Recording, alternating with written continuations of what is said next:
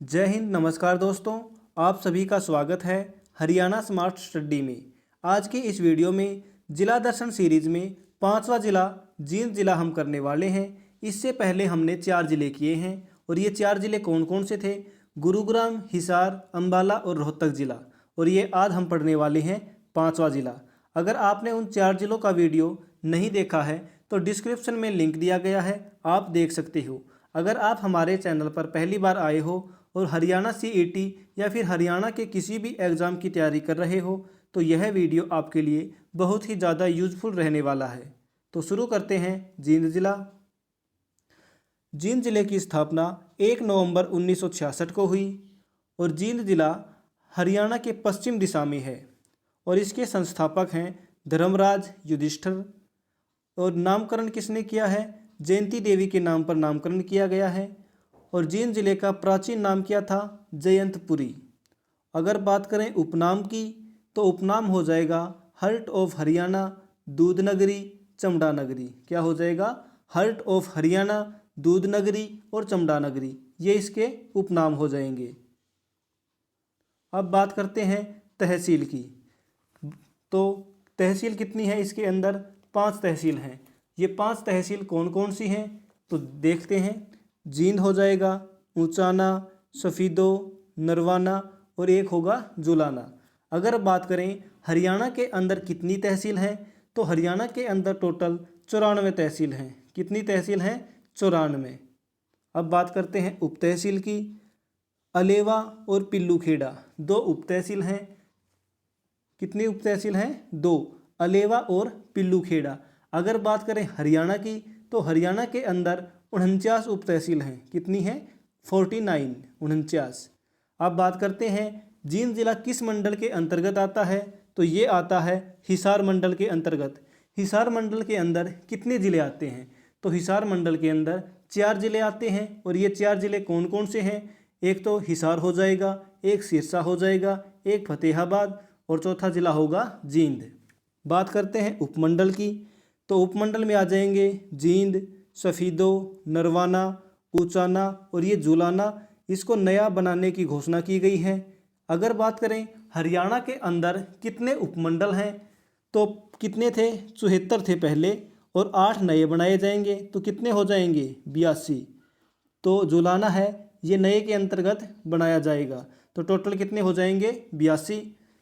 जींद जिले की सीमा सबसे ज़्यादा कितने ज़िलों के साथ लगती है? 7 ज़िलों के। हरियाणा के 7 ज़िलों के साथ इसकी सीमा लगती है। और वे ज़िले कौन कौन से होंगे जानते हैं।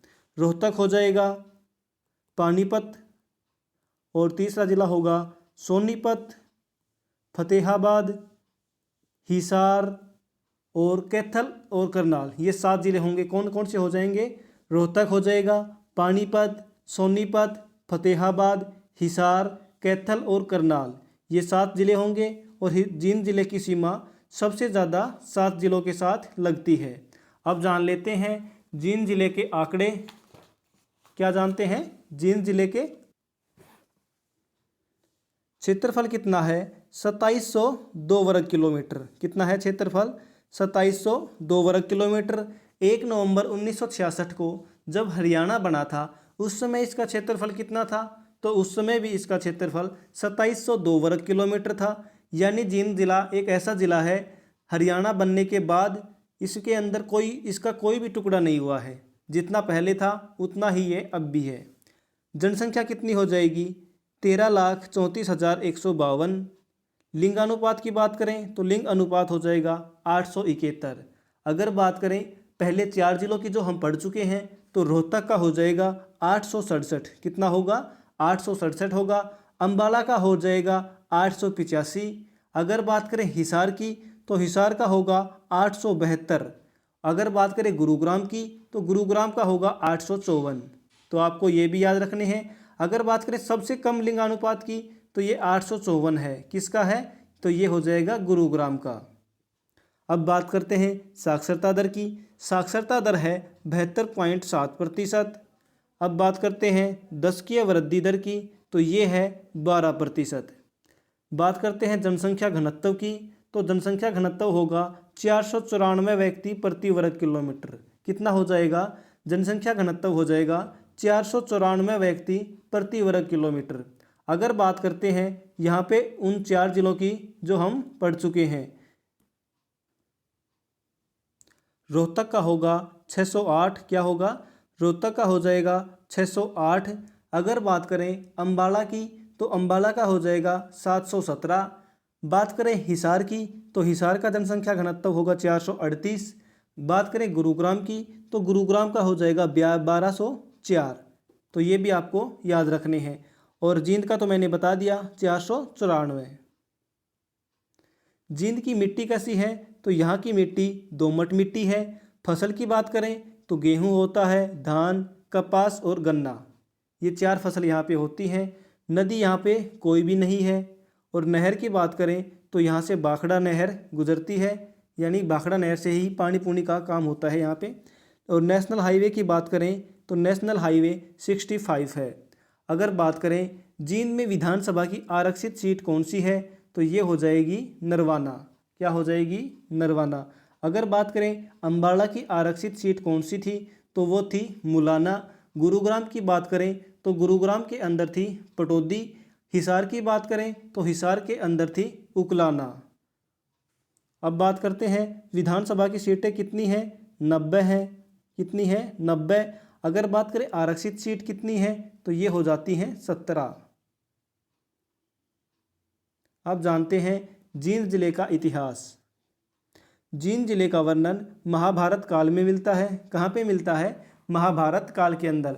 और जो हमने पढ़ा था पिछली बार रोहतक जिला, तो रोहतक जिले का वर्णन भी कहाँ पर मिला था, महाभारत काल के अंदर। माना जाता है कि पांडवों ने महाभारत युद्ध से पूर्व जयंती देवी से कौरवों के खिलाफ जीत की प्रार्थना की थी। पांडवों ने ही जयंती देवी के मंदिर का निर्माण करवाया था। किसका निर्माण करवाया था, जयंती देवी के मंदिर का। कब करवाया था, जब कौरवों पर जीत हासिल की थी। किन्होंने, पांडवों ने। अकबर के शासनकाल में जींद हिसार का एक परगना था। जींद जिले की भूमि घग्गर व यमुना नदी के साथ बहाकर लाई गई मिट्टी से बनी है। घग्गर और यमुना नदी है, उनकी जो पानी के साथ बहकर जो मिट्टी आई है उससे जींद जिले की भूमि बनी है।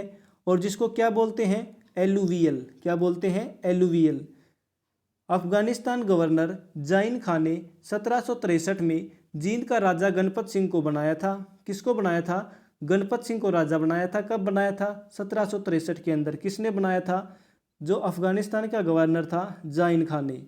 1798 में जींद पर जॉर्ज थॉमस ने अधिकार कर लिया था। 1798 पर जो जींद है उस पर किसने अधिकार किया था, जॉर्ज थॉमस ने। और जॉर्ज थॉमस कहाँ का निवासी था, तो यह आयरलैंड का था। अब जानते हैं जींद के स्टेडियम और अकादमी। तो इसके अंदर 3 स्टेडियम या फिर अकादमी बोल सकते हैं।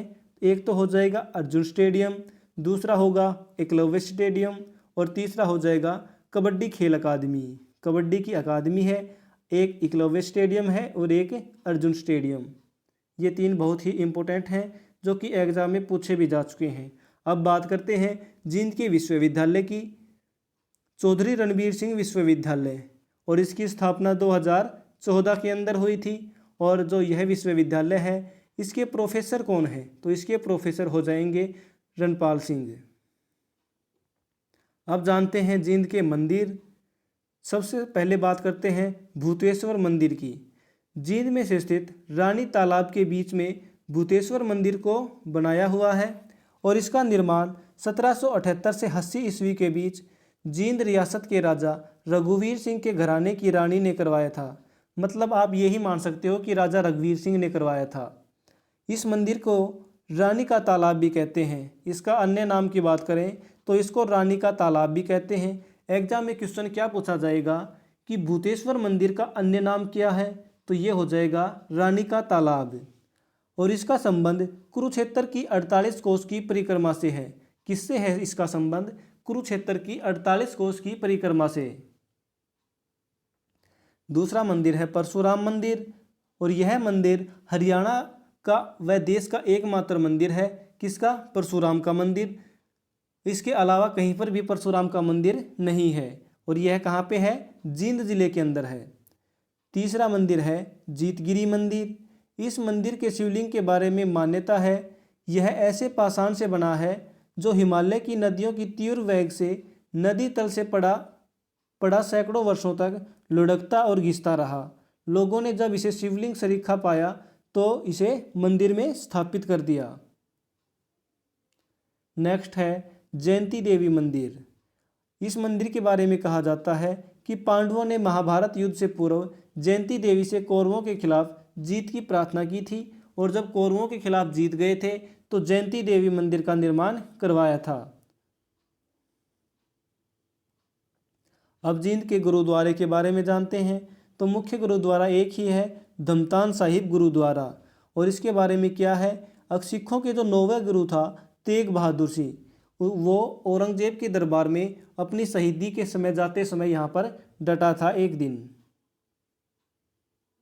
अब जानते हैं जींद के पर्यटन स्थल। यहाँ पे 4 पर्यटन स्थल हैं। एक हो जाएगी बुलबुल, और इसके पर्यटन स्थल के रूप का दर्जा कब दिया गया था, 1972 के अंदर। दूसरा है ओसिस, इसको पर्यटन स्थल का दर्जा 1973 में दिया था। तीसरा हो जाएगा हाईवे गोल्फ क्लब, और इसको पर्यटन स्थल का दर्जा 1999 में दिया था। चौथा हो जाएगा हरियाल। अब जानते हैं जींद के प्रमुख तीर्थ।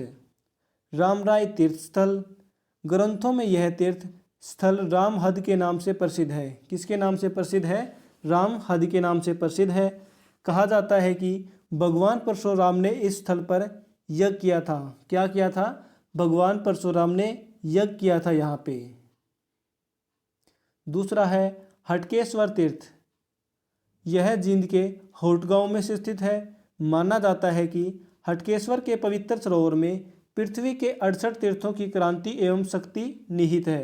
क्या बताया गया है कि यहाँ पर एक पवित्र सरोवर है जिसके अंदर पृथ्वी के 68 तीर्थों की क्रांति एवं शक्ति निहित है। इस ग्राम को महाभारत कालीन ग्राम माना जाता है। कौन से गांव को, होट गांव को। पुष्कर तीर्थ, अब जानते हैं पुष्कर तीर्थ के बारे में। यह कहाँ पे है, पोखरी खेड़ी का प्राचीन नाम है। जो पुष्कर तीर्थ है ये पोखरी खेड़ी का प्राचीन नाम है। पुराणों के अनुसार इसकी खोज जमदग्नि के पुत्र परशुराम ने की थी। किसने की थी इसकी खोज, तो इसकी खोज की थी परशुराम ने। और इस सरोवर में स्नान करने से ब्रह्मा विष्णु और महेश की आराधना पूरी होती है। यहाँ पर स्नान करने से किसकी आराधना पूरी होती है, ब्रह्मा विष्णु और महेश की। नेक्स्ट तीर्थ है जामिनी तीर्थ, और इस स्थान पर भगवान परशुराम का जो पिता था जमदग्नि ऋषि का प्राचीन मंदिर है। क्या है, प्राचीन मंदिर। बराह तीर्थ, महाभारत के अनुसार भगवान विष्णु ने यहाँ पर बराह अवतार लिया था। नेक्स्ट है यक्षिनी तीर्थ, यह तीर्थ स्थल जींद के दिगनी खेड़ा नामक गांव में स्थित है। जींद में एक हर्बल पार्क भी है और यह 10 एकड़ में कहाँ पे बनाया गया है, गांव उचाना के अंदर बनाया गया है। हर्बल पार्क या फिर इसे क्या बोल सकते हैं, औषधि पार्क भी बोल सकते हैं। अब बात करते हैं ढूंढवा तीर्थ की, और यह तीर्थ अभिज्ञान शकुंतलम में इस तीर्थ का वर्णन है।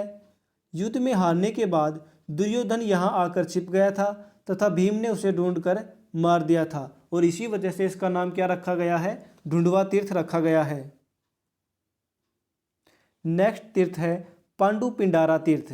ग्रंथों के अनुसार इस स्थान पर पांडवों ने 12 वर्ष तक सोमवती अमावस्या की प्रतीक्षा की थी।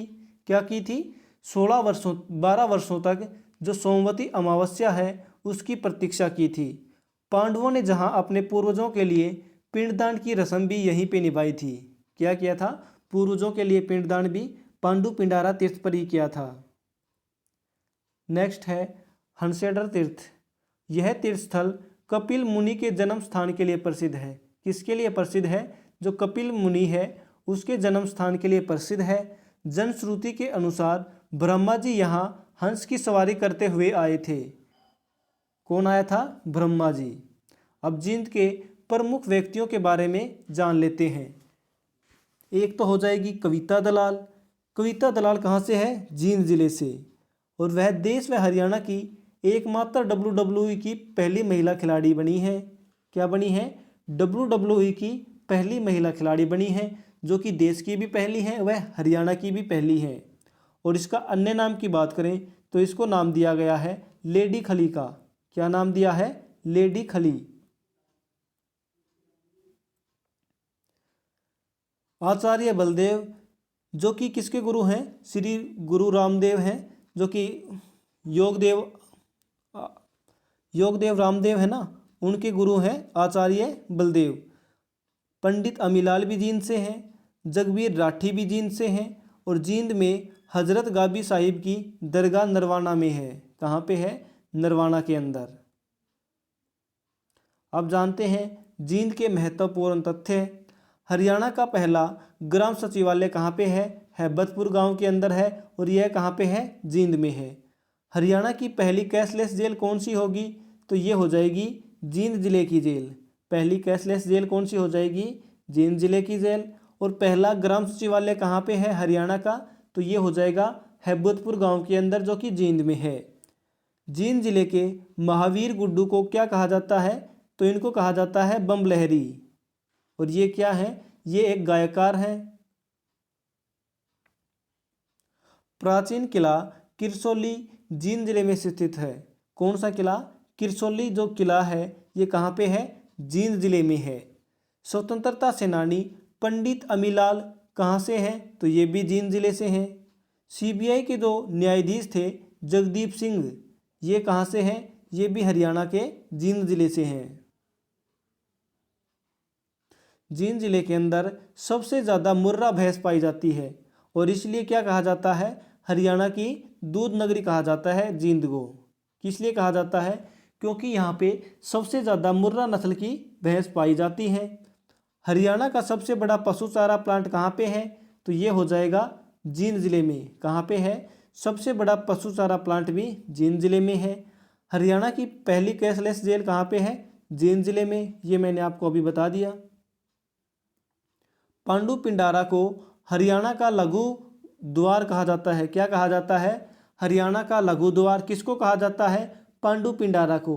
और यह कहाँ पे है? जींद जिले में है। जींद की रानी तालाब को क्या कहा जाता है? आप बताओ इसको। मैं आपको अभी बताया था। क्या बताया था? कि यह भूतेश्वर मंदिर के नाम से भी जाना जाता है। और यह किसकी तर्ज पर बनाया गया है? अमृतसर के स्वर्ण मंदिर की तर्ज पर बनाया गया है।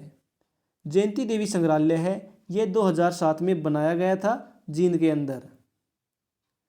जींद का विद्रोह 1814 में हुआ था, जिसका नेतृत्व प्रताप सिंह ने किया था। किसने किया था? इसका नेतृत्व किया था प्रताप सिंह ने। और इसका विद्रोह कब हुआ था? 1814 में। जींद हरियाणा का एकमात्र ऐसा जिला है जो 3 लोकसभा सदस्यों को अपना वोट देता है। क्या देता है? अपना वोट देता है। कौन कौन से लोकसभा को? सोनीपत को, सिरसा को और हिसार को। हरियाणा के अंदर कितनी लोकसभा सीट हैं? तो हरियाणा के अंदर 10 हैं।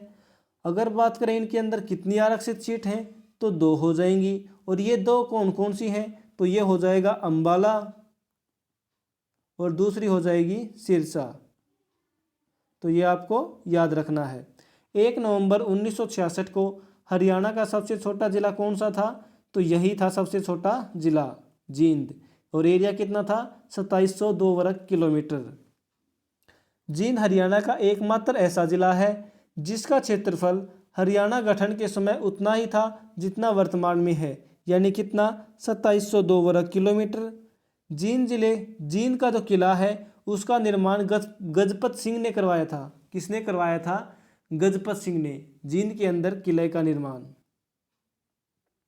अब बात करते हैं, हमने रोहतक जिले की करंट अफेयर नहीं पढ़ी थी, तो आज पढ़ते हैं रोहतक व जींद जिले का करंट अफेयर 2022-23 दोनों साथ पढ़ लेंगे। हरियाणा में भगवान परशुराम के नाम पर डाक टिकट जारी किया गया है। किसके नाम पर? भगवान परशुराम के नाम पर। लिंगानुपात को सुधारने में प्रदेश में तीसरा स्थान जींद जिले का रहा है। किसका रहा है? जींद जिले का। अगर बात करें फर्स्ट स्थान की किसका, तो प्रथम स्थान रहा है फतेहाबाद का। पहला स्थान फतेहाबाद का। दूसरे की बात करें तो अंबाला हो जाएगा। तो इसको इनाम के रूप में राशि भी तो मिली है। फतेहाबाद को 5 लाख की, अंबाला को 3 लाख की, और जींद को मिली है 2 लाख की। हरियाणा के रोहतक जिले की क्रिकेटर शेफाली वर्मा को Hyundai motor India limited company का ब्रांड एम्बेसडर बनाया गया है। हरियाणा के रोहतक जिले का जो अखिलेश नांदल खिलाड़ी है उसे सबसे युवा पोलो खिलाड़ी का अवार्ड, मतलब कि सबसे युवा पोलो खिलाड़ी बन गया है। और कितने वर्ष का है ये? 12 वर्ष का है। कितने वर्ष का? 12 वर्ष का। हरियाणा व देश की पहली हाइड्रोजन ट्रेन जींद से सोनीपत के बीच चलाई जाएगी। जो पहली हाइड्रोजन ट्रेन है वो कहाँ से कहाँ तक चलाई जाएगी? तो ये चलाई जाएगी जींद से लेके सोनीपत के बीच। देश का पहला हाइड्रोजन गैस प्लांट जींद जिले में 120 करोड़ रुपए की लागत से बनाया जाएगा। कहाँ पे बनाया जाएगा? जींद जिले के अंदर देश का पहला हाइड्रोजन गैस प्लांट बनाया जाएगा। अगर बात करें यह ट्रेन कहाँ से कहाँ तक चलेगी, तो यह चलेगी जींद से सोनीपत के बीच। हरियाणा के जींद जिले में पशु और पोल्ट्री के लिए डायग्नोस्टिक व फीड जांच के लिए प्रयोगशाला बनाई जाएगी। एक प्रयोगशाला भी बनाई जाएगी जींद जिले के अंदर। देश में खिलाड़ियों को इमरजेंसी सर्विस देने वाला पहला पीजीआई रोहतक पीजीआई बना है। तो पहला पीजीआई कौन सा बना है? तो ये बना है रोहतक पीजीआई, जो कि 24 घंटे इमरजेंसी सर्विस देगा। हरियाणा का पहला सोलर विलेज गांव जींद जिले का गुरुकुल खेड़ा गांव बना है। कौन सा गांव बना है? तो यह गांव बना है गुरुकुल खेड़ा गांव। कौन सा? पहला सौर विलेज गांव। हरियाणा का पहला किडनी प्रत्यारोपण केंद्र रोहतक जिले में शुरू किया गया है। रोहतक जिले में क्या किया जाएगा? शुरू किया जाएगा। क्या किया जाएगा? पहला किडनी प्रत्यारोपण केंद्र शुरू। हरियाणा का पहला कौशल विकास वृद्धि केंद्र, यह कहाँ पे बनाया जाएगा? तो यह उचाना खुर्द में स्थापित किया जाएगा। अमृत सरोवर योजना को लागू करने में जींद जिला प्रथम स्थान पर रहा है। कौन सा पहला प्रथम स्थान पर रहा है? जींद जिला। कौन सी योजना को? अमृत सरोवर योजना को, जिसकी शुरुआत कहाँ से हुई थी? सोनीपत से। जींद जिले में पहली बार राज्य स्तरीय सांझी उत्सव का आयोजन किया गया है। पहली बार राज्य स्तरीय सांझी उत्सव का आयोजन कहाँ पे किया गया? तो जींद जिले के अंदर।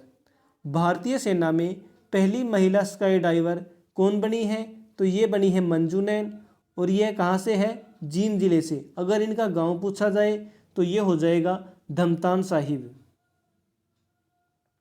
नेक्स्ट है हरियाणा का पहला मदर मिल्क बैंक रोहतक जिले में स्थापित किया जाएगा।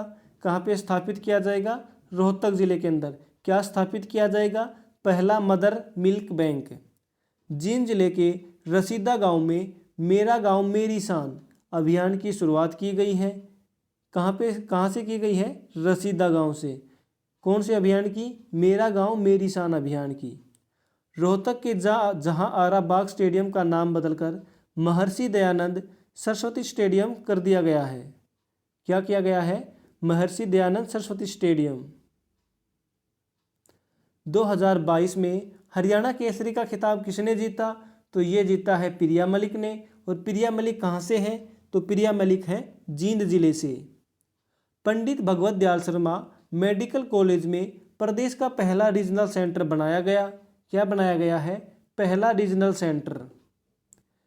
विश्व टेबल टेनिस में दोहरा पदक जीतने वाले देश की पहली महिला खिलाड़ी कौन बन गई? तो ये बनी है सुहाना सैनी। और ये कहाँ से है? रोहतक जिले से। 2022 में गैलेंट्री अवार्ड किसको मिला है? तो यह मिला है सोनू अहलावत को। और यह इनको दूसरी बार मिला है। और सोनू अहलावत कहाँ से हैं? तो सोनू अहलावत है जींद जिले से। 2022 में हिंदी सेवी साहित्य सम्मान रोहतक की आशा खत्री को दिया गया है। क्या दिया गया है? हिंदी सेवी साहित्य सम्मान किसको दिया गया है? आशा खत्री को।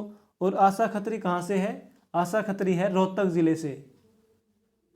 अब बात करते हैं ई अधिगम योजना की। ई अधिगम योजना की शुरुआत 5 मई 2022 को हुई। कहाँ से हुई? रोहतक जिले से। तो इस योजना में क्या था?